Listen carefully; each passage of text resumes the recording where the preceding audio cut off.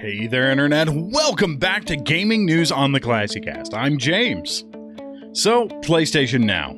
The quiet little game streaming service has managed to slip under the radar for a long time. It wasn't until late August when we learned it was coming to PC. And now that it's been out for just over a week, we're starting to ask ourselves the big question. Is this the next step towards a Netflix for video games? And is that something we really want? There's been a lot of different opinions on it so far. For those not in the know, PlayStation Now is Sony's very own game streaming service that allows users to stream PlayStation 3 titles on PlayStation 4, Vita, and PC. There are currently rumors of games from older Sony platforms making an appearance on the service, but nothing has been confirmed yet. We first learned about PlayStation Now back in 2014, where we were promised over 100 PlayStation titles to play and enjoy. Sony ended up giving players that and so much more. As of this month, we've got over 400 games, with more being added all the time.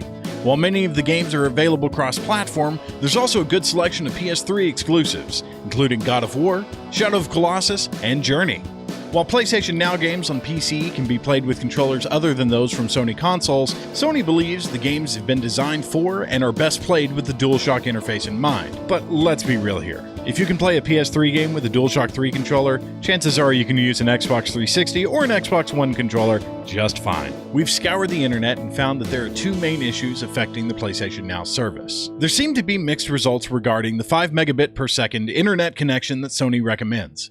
It seems to work for most, but many report that they aren't even able to run their game smoothly at 720p, even if they exceed the recommended 5 megabits per second. If you've ever used the OnLive service that was available a few years ago, it's kind of like that. The last and possibly most important part is that Sony wants us to want PlayStation Now.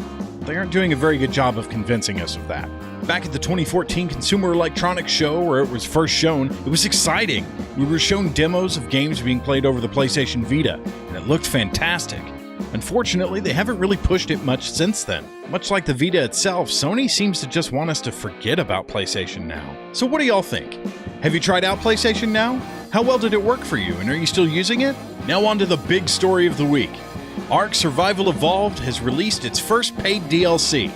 But wait, I hear you crying. Isn't ARK still in early access? Why yes, humble viewer, it is still not finished. ARK's been fantastic since it first popped up on early access. The developers have been excellent, providing regular updates, communicating with fans, and adding free content along the way. This is a prime example of what early access games should aspire to be, and at least that's what we thought. The first big backlash came with the launch of ARK Survival of the Fittest. It was, in a sense, the developers' attempt to take a shot at the esports scene.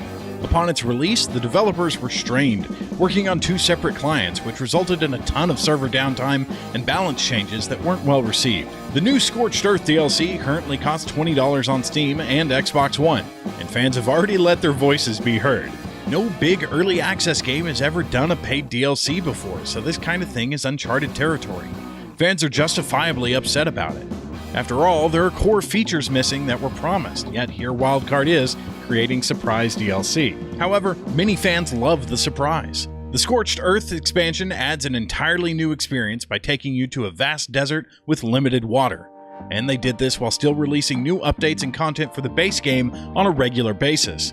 Oh, and did I mention the giant man-eating worms, dragons, and unique engrams that will change your style of play? If you haven't seen the boomerang yet, look it up. So what do y'all think? Is paid DLC for an early access game okay? Have you bought the Scorched Earth DLC, and what'd you think of it? That'll do it for this week. Please leave a like on the video if you enjoyed it, and subscribe if you want to stay up to date with gaming news on the ClassyCast. I've been your host, James. Keep it classy.